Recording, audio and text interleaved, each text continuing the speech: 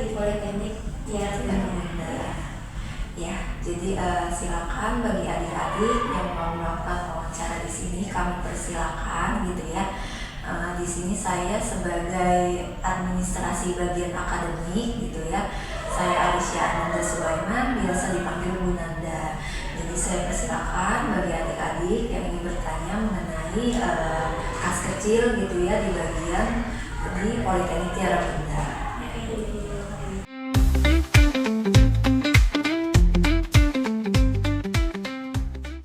Mungkin saya akan menjawab dari tujuan utama pembentukan kas kecil.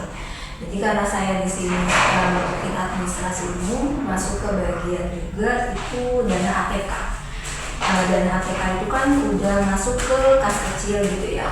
Mungkin tujuannya itu mungkin jadinya bagian sendiri atau bagian dari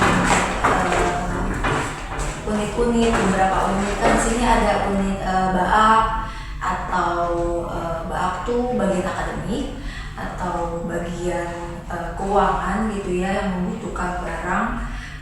Biasanya itu jadinya saya berikan barangnya, jadi nanti mempermudah setiap bagian mempunyai barangnya masing-masing atau keperluannya masing-masing gitu. Paling untuk tujuan dari kas kecilnya itu ya seperti itu gitu, semuanya mempermudah bagiannya masing-masing gitu. Mereka membutuhkan apa bisa kita berikan gitu.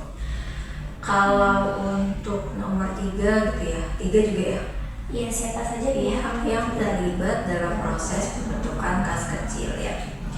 Kalau untuk yang terlibat mungkin dari proses pengajuan atau dalam proses apa dulu nih? proses dalam pengajuannya. Kalau untuk pengajuannya sendiri kita sebagai administrasi atau kadang per unit-unit itu bisa mengajukan sendiri-sendiri. Tapi kalau untuk umum itu kita yang ajukan.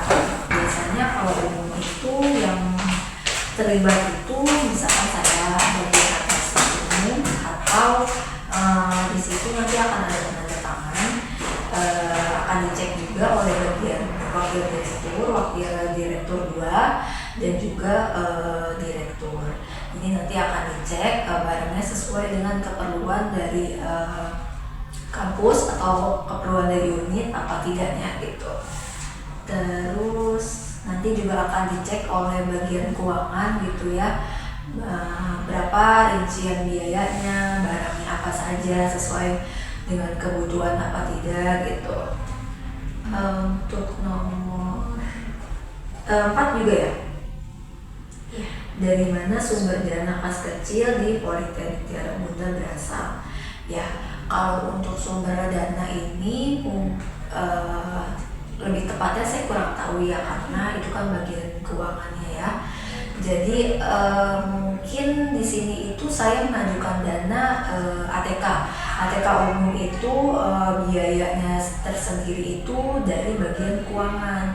Nah, mungkin bagian keuangan saya kurang paham apakah dia mendapatkan dari yayasan atau ketua yayasan, itu saya kurang paham. Jadi saya masuk ke bagian keuangan gitu.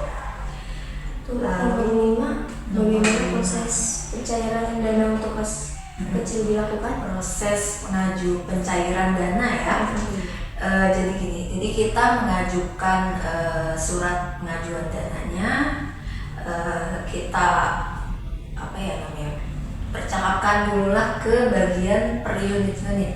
Kita tanya mereka membutuhkan apa. Kalau misalkan mereka membutuhkan box file atau membutuhkan pokoknya semuanya kita list, kita catat, lalu kita buatkan surat pengajuan dananya. Kalau sudah dibuat semuanya per list, semuanya tergabung dalam beberapa unit. Kalau sudah semuanya dibuat surat pengajuan dananya, kita cek kembali. Takutnya ada yang belum terlist atau ada yang terlalu mungkin belum dibutuhkan gitu ya. Jadi kita ngajuin, kalau semuanya sudah itu kita ke bagian wakil direktur. Jadi nanti itu semuanya dicek lagi tuh satu-satu, entah Misalkan nih bagian laboratorium mungkin butuh buat penyimpanan filenya gitu ya, file bagian lab gitu. Apakah perlu, apakah yang barang tertentu tidak perlu, juga kan ada yang tidak perlu gitu ya. Jadi akan diseleksi lagi gitu sesuai dengan keperluan dari setiap unit gitu. Kalau sudah di ACC semuanya, baru nanti wakil direktur menandatangani dari surat pengajuannya. Kalau sudah, nanti kita mintakan kembali ke bagian direktur untuk penandatangan, lalu semua pengajuannya kita ajukan ke bagian keuangan gitu. Terus nanti mungkin menunggu sehari 2 hari itu bakalan bisa cair gitu. Selanjutnya Jenis pengeluaran apa saja yang biasanya dibiayai dari kas kecil? ya, pengeluarannya ya dalam setiap unit itu pengeluarannya beda-beda ya. Kalau misalkan dari administrasi umum sendiri apa tadi? 7 ya. Oh ya, biasanya itu di sini biasanya kalau administrasi umum itu misalkan kalau umum butuh apa, butuh plastik pocket atau bisnis file. Biasanya itu kalau bagian akademik itu butuh RPS. Untuk RPS itu butuh bisnis file berapa? Misalkan nih bisnis file butuh 12 atau kan 12 itu kan semuanya kita total ya per RPS mahasiswa gitu. Dan juga misalkan bagian administrasi keuangan misalkan membutuhkan paper, namanya paper yang klik-klik gitu ya. Misalkan butuh itu, atau misalkan bagian keuangan butuh pulpen di sini kan beda ya. Jadi ada juga yang membutuhkan pulpen, yaitu pulpen Berliner itu pulpen yang khusus buat pulpen penandatangan gitu.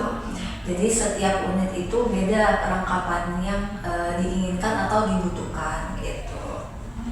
Apakah ada batas maksimal pengeluaran per transaksi dari kas kecil?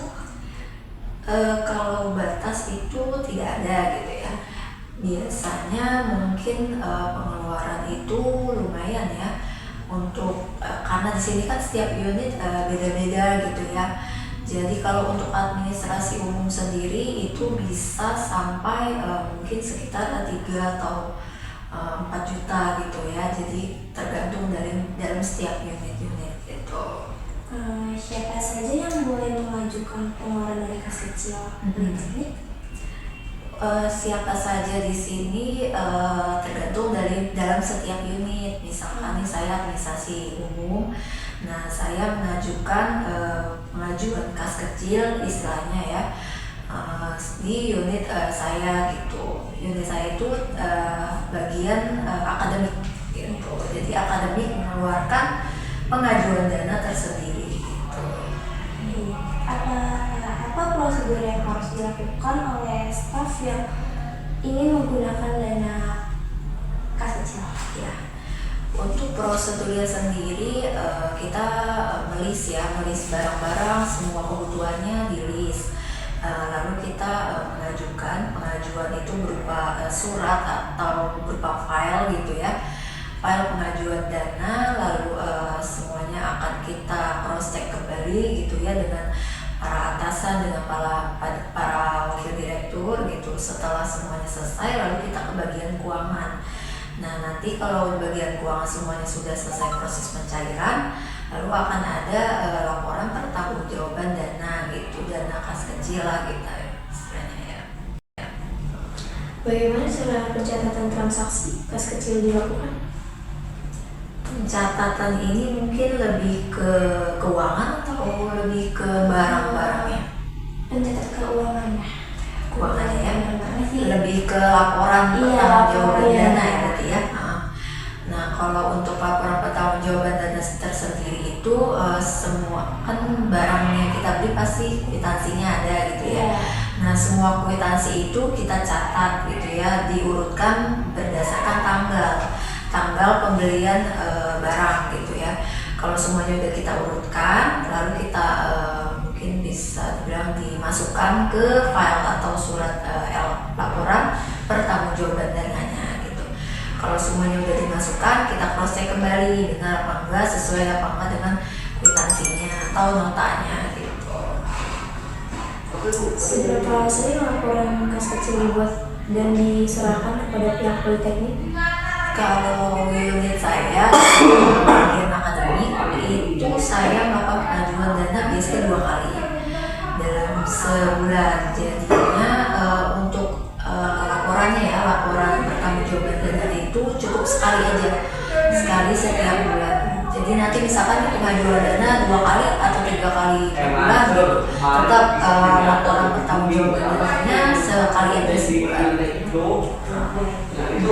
Terima kasih untuk Sama-sama. sudah menerima kami dari SMA ini. Siap.